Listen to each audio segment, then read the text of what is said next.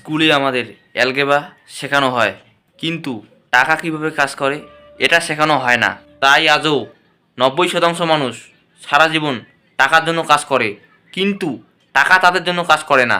আজকের এই ভিডিওতে আমি তোমাদেরকে ফাইন্যান্সিয়াল এডুকেশন বিষয় নিয়ে আলোচনা করব, তাই বলছি ভিডিওটা সম্পূর্ণ দেখো। তার আগে ভিডিওটিতে লাইক করো, আর আমার চ্যানেলে নতুন হয়ে থাকলে সাবস্ক্রাইব করে পাশে থাকবে এখন অন করে রাখো। তাহলে চলো শুরু করা যাক আজকের ভিডিও। প্রথমে আলোচনা করব ফাইন্যান্সিয়াল এডুকেশন আসলে কি। ফাইন্যান্সিয়াল এডুকেশন মানে শুধু টাকা কামানো না। ফাইন্যান্সিয়াল এডুকেশনের মানে হলো টাকা কোথা থেকে আসে, কীভাবে বাড়ে, কোথায় যায়। অনেক মানুষ মাসে 50,000 টাকা কামায়, আবার কেউ 15,000 টাকা কামিয়ে ধনী হয়। Difference equal to financial knowledge.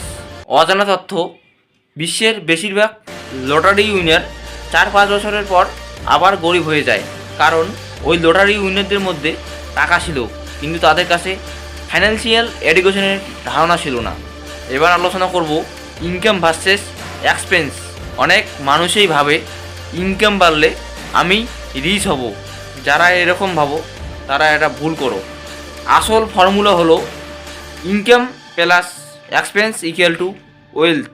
যা মানুষ করে ইনকাম বাড়ে, আবার এক্সপেন্স তার থেকেও দ্রুত বাড়ে। একটা সাধারণ উদাহরণ দেই। Salary 10,000, mobile 8,000 EMI. Salary 20,000, bike EMI. Salary 40,000, iPhone EMI. এটাকে বলে লাইফস্টাইল ইনফ্লেশন। যাদের টাকা আসে তারা আগে সেভিংস করে, তারপর খরচ করে। গরিব মানুষ আগে খরচ করে, শেষে যেটা থাকে সেটা সেভিংসের জন্য রাখে। এবার আলোচনা করব asset versus liability. Asset versus liability, এই কনসেপ্টটা বোঝা মানেই তোমরা 50% ফাইন্যান্সিয়ালি এডুকেটেড। প্রথমে আলোচনা করব অ্যাসেট কি, যা তোমার আমার পকেটে টাকা ঢোকায়। Business, skill, investment, rental income. এবার আলোচনা করব লিয়াবিলিটি কি, যা পকেট থেকে টাকা বের করে।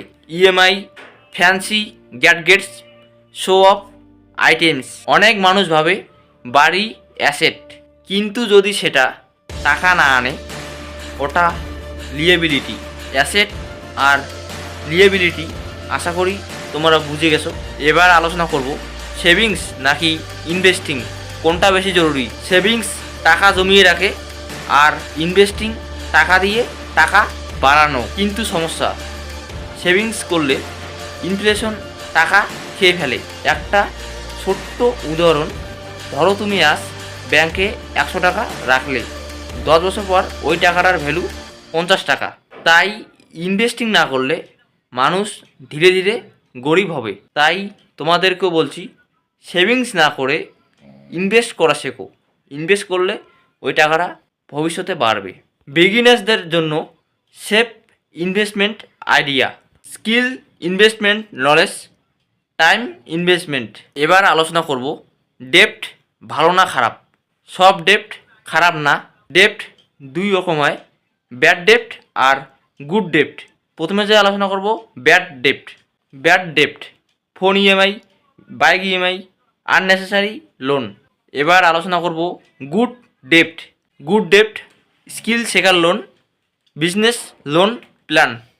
যাদের টাকা আছে তারা ডেপ্ট ব্যবহার করে টাকা বাড়ায়, আর যারা গরিব তারা ডেপ্ট ব্যবহার করে দেখাতে। এবার আলোচনা করব ফাইন্যান্সিয়াল ফ্রিডম কি। ফাইন্যান্সিয়াল ফ্রিডম মানে তুমি কাজ না করলেও টাকা আসবে, কিন্তু এই ফাইন্যান্সিয়াল ফ্রিডম একদিনে হয় না। ফাইন্যান্সিয়াল ফ্রিডমের রোডম্যাপ: ইনকাম সোর্স তৈরি, expense control, asset build, time plus patience. একটা অজানা সত্য বলি, ওভারনাইট সাকসেস বলে কিছু নেই। যেটা আমরা ওভারনাইট সাকসেস দেখি বা বলি, ওটার পেছনে থাকে 6-7 বছরের প্রিপারেশন। তুমি গরিব বা ধনী পরিবারে জন্মাতে পারো, কিন্তু ফাইন্যান্সিয়াল এডুকেশন না জানলে সবাই সমানভাবে হারবে। তাই তোমরা আজ থেকে নিজেকে প্রশ্ন করো, আমি টাকাকে কন্ট্রোল করছি নাকি টাকা আমাকে কন্ট্রোল করছে। তো বন্ধুরা, আজ এ পর্যন্তই। ভিডিওটি ভালো লাগলে লাইক করো, আমার চ্যানেলে নতুন হয়ে থাকলে সাবস্ক্রাইব করে পাশে থাকবে এখন অন করে রেখো। দেখা হচ্ছে অন্য কোনো ভিডিও নিয়ে। ততক্ষণে ভালো থেকো, সুস্থ থেকো। আমি শুভদীপ।